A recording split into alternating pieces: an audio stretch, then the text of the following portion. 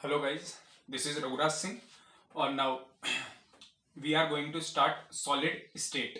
देखो यार, state of matter आपने 11th में पढ़ा था, तो उसके अंदर स्टेट के बारे में, मैटर की स्टेट के बारे में आपने पढ़ा होगा कि स्टेट किन दो फैक्टर पे डिपेंड करती है। First one is intermolecular attraction force between the particle and another one is the relative motions.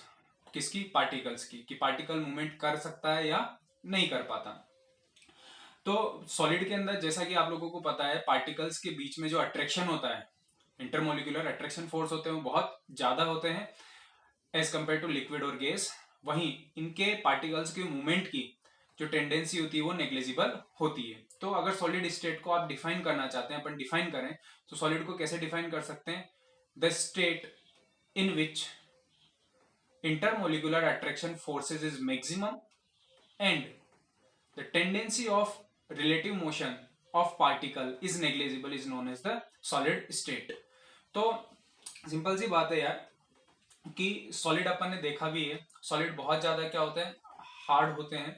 तो इनका जो अरेंजमेंट होता है, पार्टिकल्स बहुत ज्यादा क्या होते हैं, क्लोज पैक्ट होते हैं, यानी बहुत ज्यादा पास पास होते हैं। उनके बीच में जो अट्रैक्शन फोर्स है वो बहुत मैक्सिमम होता है। जो अट्रैक्शन होता है वो बहुत स्ट्रॉन्ग अट्रैक्शन होता है। वहीं अगर मैं गैस की बात करूं, तो गैस में ये अट्रैक्शन क्या होता है, न के बराबर होता है, या नेग्लिजिबल अपन बोल सकते हैं। अगर सॉलिड को इनके पार्टिकल के अरेंजमेंट पे अपन क्लासिफाई करते हैं, तो दो पार्ट में इनको क्लासिफाई करते हैं। First one is crystalline solid, another one is the amorphous solid. Crystalline solid को ट्रू सॉलिड भी बोलते हैं और अमोर्फस सॉलिड को अपन स्यूडो सॉलिड भी बोलते हैं।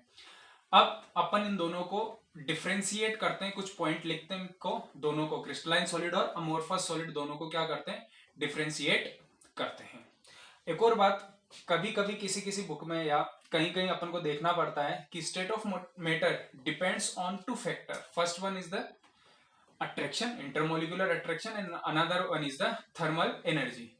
अगर मैं चर्चा करूं डोमिनेंट फैक्टर की, कि दोनों फैक्टर में से डोमिनेंट क्या है, डोमिनेंट कौन सा है, प्रभावशील कौन सा है, तो सॉलिड के अंदर इंटरमोलिकुलर फोर्स डोमिनेंट होता है ओवर द थर्मल एनर्जी या the tendency of relative motion of particle. वहीं इसका अपोजिट गैस में पाया जाता है कि गैस में पार्टिकल की मूवमेंट की जो टेंडेंसी होती है वो इंटरमोलिकुलर अट्रैक्शन फोर्स से ज्यादा होती है। अब अपन क्रिस्टलाइन सॉलिड और अमोर्फस सॉलिड को डिफरेंशिएट करते हैं। तो अब अपन इनको डिफरेंशिएट करते हैं, क्रिस्टलाइन सॉलिड को और अमोर्फस सॉलिड को। पहले बात, फर्स्ट पॉइंट जो अपन ने डिस्कस किया था, बात की थी कि जो पार्टिकल्स का अरेंजमेंट होता है वो बहुत अच्छे एक फैशन में होता है। वहीं पे स्यूडो सॉलिड या अमोर्फस सॉलिड के अंदर जो पार्टिकल्स का अरेंजमेंट होता है वो रेंडमली होता है, यानी पार्टिकल रेंडमली अरेंज्ड होते हैं।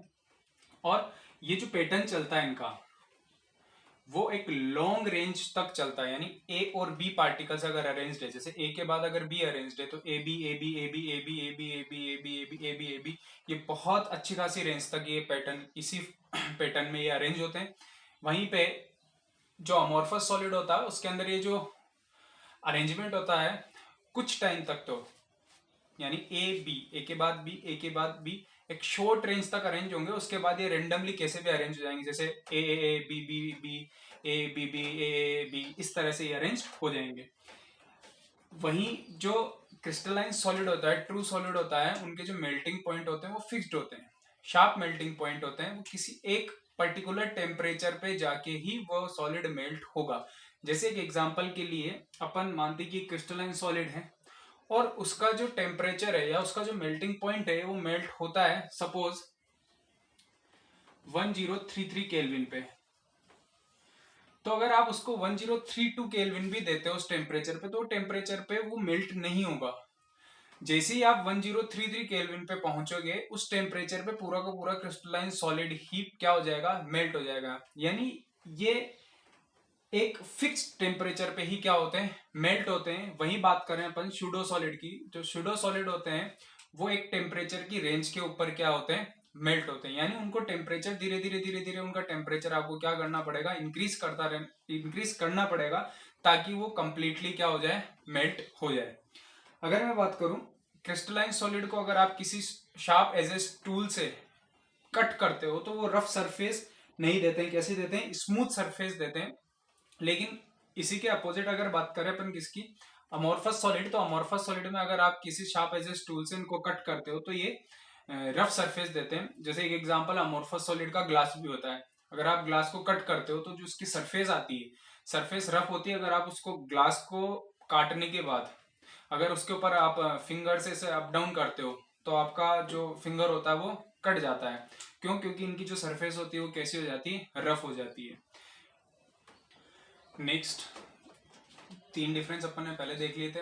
आगे है टेम्परेचर का इफेक्ट देख रहे हैं अपन क्रिस्टलाइन सॉलिड और अमोर्फस सॉलिड पे। ये देखिए क्रिस्टलाइन सॉलिड में जैसे जैसे आप टेम्परेचर बढ़ाओगे धीरे धीरे धीरे धीरे सॉलिड के पार्टिकल्स के बीच में जो अट्रैक्शन होता है वो थोड़ा थोड़ा क्या होने लगेगा, कम होने लगेगा।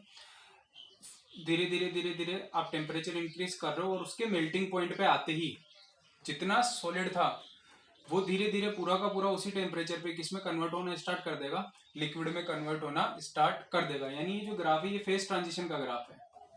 सॉलिड से किसमें चेंज हो रहा है, लिक्विड के अंदर चेंज हो रहा है। और जैसे ही पूरा लिक्विड किसके अंदर चेंज हो जाएगा, सॉरी पूरा सॉलिड किसके अंदर चेंज हो जाएगा, लिक्विड के अंदर चेंज हो गया। ठीक है, उसके बाद आप टेम्परेचर दोगे तो धीरे धीरे धीरे धीरे धीरे उसके बीच के जो आप बोल सकते हो जो अट्रैक्शन है थोड़ा थोड़ा और क्या होने लग जाएगा, लूज होना स्टार्ट हो जाएगा। यानी आप जो अपन ने बात की थी कि जो इनके मेल्टिंग पॉइंट होते हैं वो क्या होते हैं, शार्प होते हैं, फिक्स्ड होते हैं। तो एक फिक्स पर्टिकुलर टेम्परेचर पे ये इस टेम्परेचर पर्टिकुलर इस टेम्परेचर पे ही क्या हो रहा है, पूरा का पूरा सॉलिड किसमें कन्वर्ट हो गया है, लिक्विड के अंदर कन्वर्ट हो गया है। वही बात करो अगर आप अमोर्फस सॉलिड में जैसे जैसे आप टेम्परेचर दे रहे हो, ठीक है, वो इस पॉइंट पे आके किसमें चेंज होना स्टार्ट हुआ है, किसमें कन्वर्ट हो रहा है, लिक्विड के अंदर। लेकिन ये पूरा का पूरा सॉलिड इस टेम्परेचर पे ही लिक्विड में कन्वर्ट नहीं हो रहा है, आपको फिर टेम्परेचर इसमें बढ़ाना पड़ेगा। तो अपन इसमें टेम्परेचर बढ़ा रहे हैं तो यहाँ पे सॉलिड लिक्विड के अंदर कन्वर्ट होता जा रहा है। और एक टाइम ऐसा आएगा, एक टेम्परेचर जिसपे पूरा का पूरा लिक्विड किसमें कन्वर्ट, पूरा का पूरा सॉरी सॉलिड किसमें कन्वर्ट हो जाएगा, लिक्विड के अंदर कन्वर्ट हो जाएगा। यानी यहाँ पे जो टेम्परेचर होता है, यहाँ पे जो मेल्टिंग पॉइंट होता है वो क्या होता है, फिक्स्ड होता है। और वहां पे ये जो अमोर्फस सॉलिड मेल्ट होते हैं एक टेम्परेचर की रेंज के ऊपर क्या होते हैं, मेल्ट होते हैं। अब बात करते हैं क्रिस्टलाइन सॉलिड। ठीक है बेटा, देखिए दो प्रॉपर्टी होती है, आइसोट्रोपिक और एनाइसोट्रोपिक या एनिसोट्रोपिक। आइसोट्रोपिक प्रॉपर्टी वो प्रॉपर्टी है जिसमें सभी डायरेक्शन में फिजिकल प्रॉपर्टी की जो वैल्यू होती है वो क्या आ जाए, सेम आ जाए। जैसे रिफ्रैक्टिव इंडेक्स वगैरह की प्रॉपर्टी क्या आ जाए, सिमिलर आ जाए, सेम आ जाए। और एनाइसोट्रोपिक क्या होता है कि डिफरेंट डिफरेंट डायरेक्शन में फिजिकल प्रॉपर्टी की वैल्यू क्या आ रही हो, डिफरेंट डिफरेंट आ रही हो। एग्जाम्पल के लिए देख लो यार, ये ए है और ये बी है, जो डार्क सर्कल बना है वो ए है और ये बी है। तो अपन ने बात की थी क्रिस्टलाइन सॉलिड के अंदर जो पार्टिकल का अरेंजमेंट होता है वो कैसा होता है, एक फिक्स मैनर में होता है, एक बहुत अच्छे मैनर में होता है। वहीं रेंडम अरेंजमेंट होता है किसके अंदर, अमोर्फस सॉलिड के अंदर। तो यहाँ पे देखिए यार, ये ए है ये बी है, ठीक है, अपन बोल देते हैं ये जो डार्क सर्किल वाला है वो ए है और ये बी है। तो ए बी, ए के बाद बी अरेंज है, इधर इस डायरेक्शन में भी और इस डायरेक्शन में भी।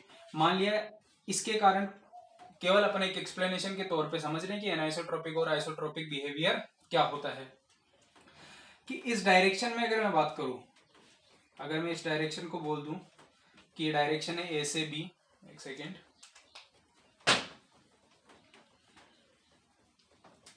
कि आपके पास ये ए से बी डायरेक्शन में जा रहे हो, तो एक से बी जा रहे हो तो आप क्या मिल रहा है आपको, बी ए बी और ए।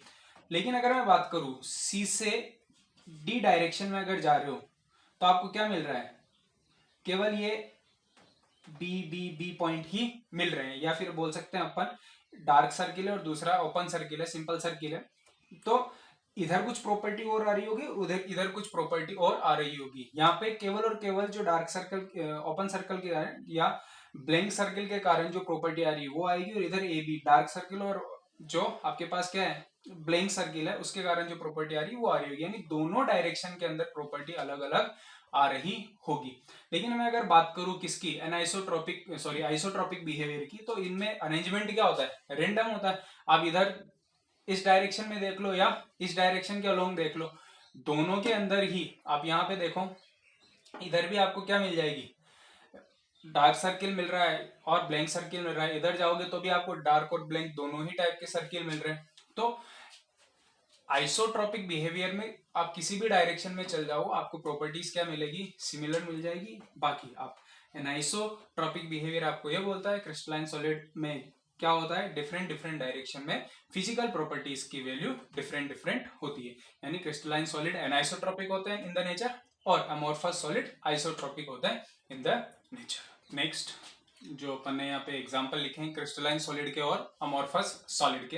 क्रिस्टलाइन सॉलिड के एग्जांपल है जैसे AgAu, NaCl, H2O solid, graphite, quartz, diamond, ZnS, CsCl। जो भी इस चैप्टर में स्टडी करेंगे, जिनके भी स्ट्रक्चर के बारे में स्टडी करेंगे, वो सारे कौन से होंगे, क्रिस्टलाइन सॉलिड होंगे।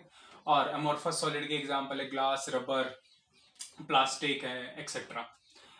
कुछ मतलब जो क्रिस्टलाइन सॉलिड कैसे बनते हैं और अमोर्फस सॉलिड कैसे बनते हैं इनके बारे में है कि जो क्रिस्टल होता है उनको कंट्रोल्ड सिचुएशन में, कंट्रोल्ड कंडीशन के अंदर धीरे धीरे ठंडा किया जाता है तो क्रिस्टलाइन सॉलिड मिलते हैं। अगर आप कंडीशन को चेंज कर देते हो, अगर आप कंडीशन को चेंज करते हो तो इस क्रिस्टल का स्ट्रक्चर भी चेंज हो जाता है। जैसे अगर अपन बात करते हैं NaCl की, तो NaCl एक्वस सॉल्यूशन में, ध्यान से सुनना, NaCl एक्वस सॉल्यूशन में क्यूबिक स्ट्रक्चर में होता है। यानी NaCl का जो स्ट्रक्चर होता है एक्वस सॉल्यूशन में क्यूबिक होता है। वहीं अगर थोड़ा सा यूरिया उसके अंदर मिला दिया जाए, एक्वस सॉल्यूशन के अंदर यूरिया मिला दिया जाए तो NaCl का जो स्ट्रक्चर होता है वो ऑक्टाहेड्रल हो जाता है। यानी आपने कंडीशन चेंज की तो इनका स्ट्रक्चर भी चेंज हो जाता है। और इस फिनोमिना को आप पॉलीमॉर्फिस कहते हो। इस फिनोमिना को क्या बोलते हैं अपन, पॉलीमॉर्फिस। और जो क्रिस्टल आपको प्राप्त होता है, जो क्रिस्टल ऑब्टेन्ड होता है, उसको आप पॉलीमॉर्फस बोलते हो। वहीं अगर बात करते हैं कि जो अमोर्फस सॉलिड होता है, ये क्या होता है कि एक लिक्विड को सडनली आपने क्या कर दिया, बहुत फास्ट आपने क्या कर दिया, कूल कर दिया, बहुत ठंडा एकदम से सडनली उसको क्या कर दिया, कूल कर दिया, तो वो क्या हो जाएगा, सॉलिड फॉर्म में आ जाएगा और इससे आपको क्या मिलेगा, अमोर्फस सॉलिड मिलेगा। इस प्रोसेस को क्वेंचिंग बोलते हैं। अगर आप किसी लिक्विड को बहुत जल्दी, बहुत ज्यादा ठंडा कर देते हो तो अमोर्फस सॉलिड मिलता है और उसको अपन, उस प्रोसेस को आप क्वेंचिंग बोलते हो। और जो अमोर्फस सॉलिड होता है इसको अपन सुपर कूल्ड लिक्विड के नाम से भी जानते हैं कि अचानक से बहुत जल्दी उसको क्या कर दिया गया है, ठंडा कर दिया गया है, तो वो एकदम से सॉलिड फॉर्मेट में वो लिक्विड आ गया है।